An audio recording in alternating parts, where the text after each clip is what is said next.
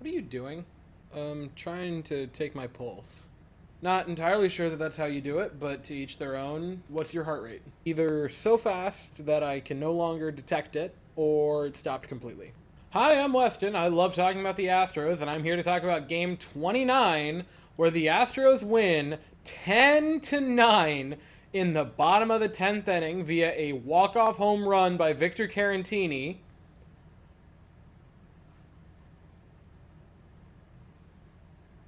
You know when you have so much to do around your house and you just can't pick one thing in particular to focus on, so you just kind of sit there and stare at a wall or doom scroll? That's me trying to talk about this game because, like, what angle do you begin attacking it from? There's so many layers to the onion. I don't know where to start or how to go about it. I think you kind of have to just go, like, event by event because there were so many mood swings in this game. And not just minute swings, but like hard swings on the pendulum back and forth and back and forth. It was the meme of so back to so over so many different times. There were moments during this game where I was ready to burn the thing to the ground, and there were moments where I was about to book my flight to the parade. We ended on that note, by the way, but that was the most insane game of the year, and it's not particularly close. Obviously, recency bias is going to play an effect because it happened, give or take 20 minutes ago. That's one of the most insane games I've ever talked about on this channel. And I think you just have to go event by event. Because first inning, Guardians get on the board first, 3-run shot from Josh Naylor, and it's just so back to burn the thing to ash and then burn those ashes because you finally get something to go your way. You win back-to-back games for like the second time all year long. That's an insane statistic, by the way.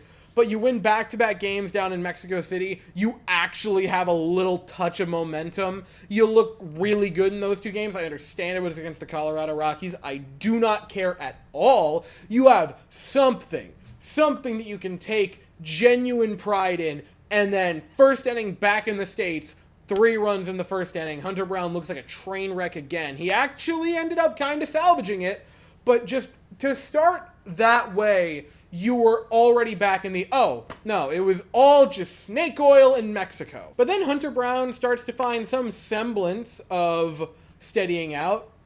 Doesn't give up any in the top of the second. Doesn't give up any runs in the top of the third. And the Astros, you're starting to get into the little bit deeper part of the game, and it's still relatively close. It's only a 3-run deficit. Like, that shouldn't be a big, tall order to climb out of that hole. The Astros this season seemingly have never climbed out of a hole, but, under normal circumstances, that's not impossible. And then in the third inning, you get a couple base runners. John Singleton gets aboard. Jose Altuve gets aboard after him. And Alex Bregman, with a 3-run shot, ties the game up at 3 apiece in the third. And then the Astros in the bottom of the fourth, they're still moving along. They have the bases loaded, and they give the kid, the rookie in his debut, a chance to give the Astros a lead in this game. And by God, he delivered. Joey Luperfido, RBI single, 2 runs come home. The Astros take a 5-3 lead. And then John Singleton, who every once in a while will randomly pick a just seemingly at random weekday to have legacy games, happened on a Tuesday this year, home run. Gives the Astros a 8-3 lead. And oh my God, we are so back for 5 minutes. Because Hunter Brown nurses a scoreless 5th out of him. And that was the moment the Astros should have said, hey, despite almost falling over in the first inning, you kind of stayed on your feet. And they should have thanked him for the 5 innings of work and the 3 runs against, but they just kind of didn't. And they send him back out for the 6th. It starts to go bad. You would have Andrés Giménez homer to make it an 8-5 game, but it's all right. You've still got a 3-run lead, and you go to the bullpen, and it's Montero, and then Esteban Floral homers, and it's an 8-8 game, and your heart just sinks through the floor. Because, again, pendulum swing. You win the games in Mexico, and then you get punched in the face in the first inning, but you battle back like the Astros of old, like the Astros you showed to be in Mexico. You look like the team we love. And then you just throw it right back in our faces. It's a tie ball game going into the bottom half of the fifth inning. And the Astros would not give up any more runs in regulation, but they also wouldn't score. The bullpen did a masterful job.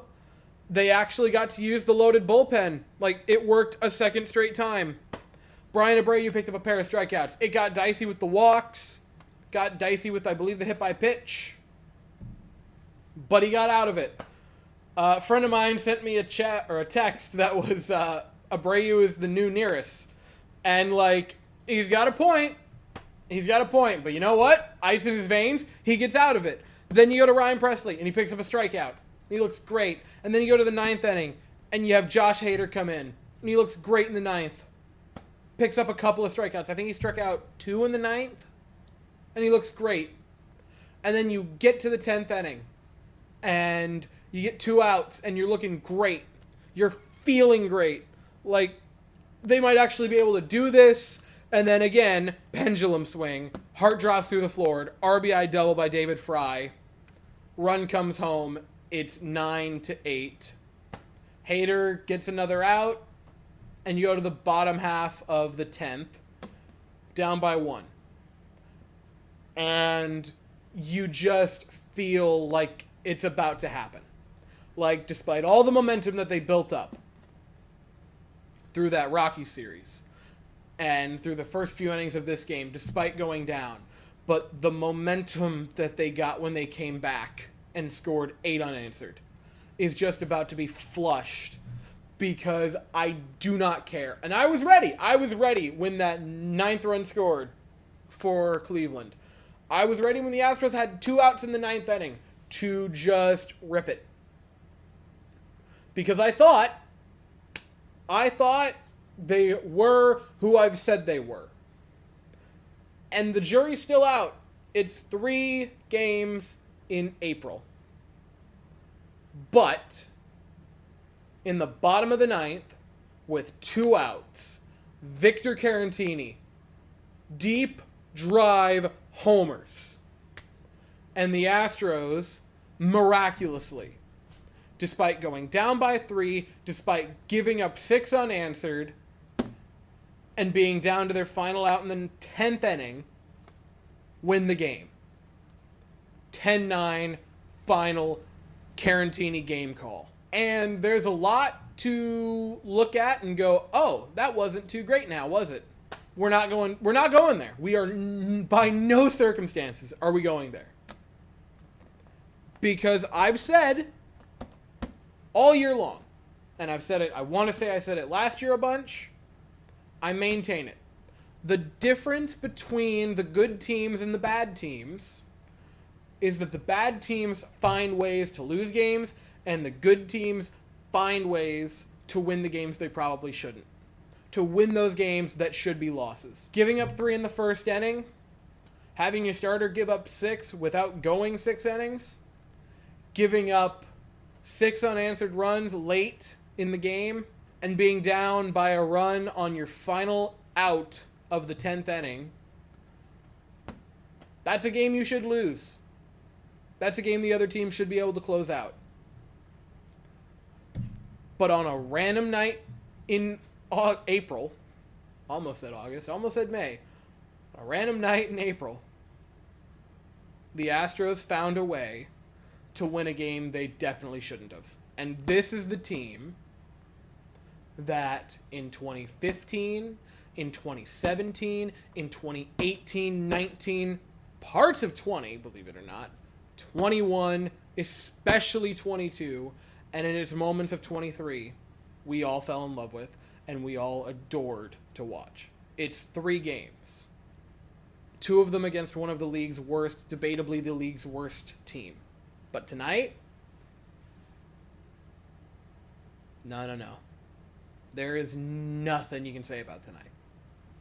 The Cleveland Guardians are not some Joe Schmo team. They are the toast of the American League right now.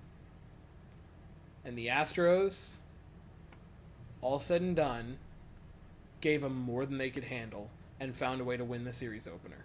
And now they can look to win the series tomorrow night against the league's best team.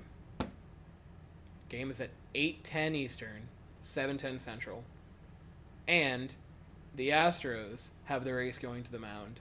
Justin Verlander on the bump for the Astros, and Tristan McKenzie on the mound for Cleveland. I will be here afterwards to talk about it, but as for right now, that is all I have to say. If you enjoyed this video, please consider to like and subscribe. Thank you all so very much for watching. I hope you all have an absolutely fantastic day, and as always, go Astros.